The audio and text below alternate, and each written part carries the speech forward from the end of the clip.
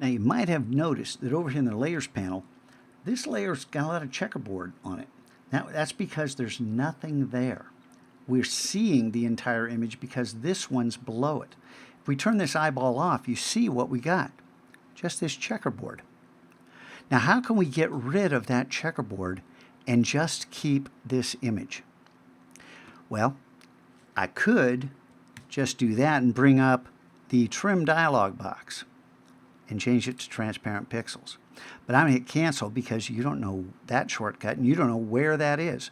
But before I do this, I just want to tell you that this selection was made without any consideration for composition, other than we were trying to get the maximum area within our straightened image that still captured this focal point, this fire hydrant, without getting that gosh darn light color right at the top, because that would have been really distracting. This element right here, this little backwards L, that's not so bad. Kind of goes along with the rest of the cage.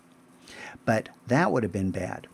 So let's just say that in the future, we're going to think a little more closely about how we're cropping.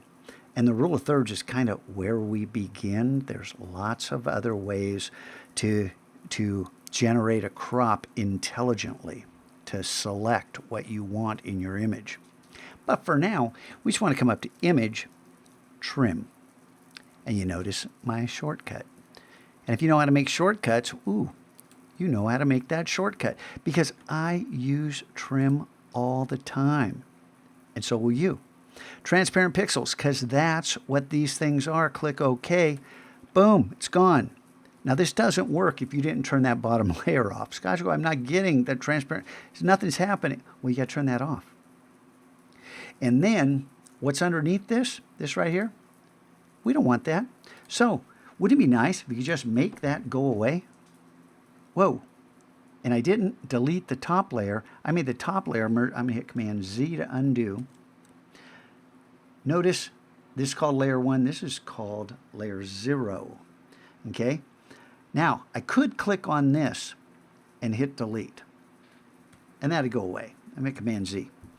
But I want to teach you how to merge down, because we're going to be merging down all the time. And I think, see, I don't know. I don't do this stuff. I think if I right click, merge, there it is, merge down. And it does not say a shortcut, but it's Command E. And I didn't set it. Command E is the shortcut for merge down. Boom. That file, it did not merge up, even though it's called layer 0. It did not merge up. That pixels on the top merge down. And just because some of you aren't going to believe me, I'm going to come here. Never, ever, ever do this. Okay? I'm going to take a paintbrush and, oh, what am I doing? Paint with low opacity. Bam. There we go. Okay, so now it's pretty easy to see if I come here and merge down. Oh, it helps if the layer is actually visible, and merge down. Now you see, actually, that top layer did merge down. Our pixels are saved. This is our new desktop picture. Do you love it? Me neither.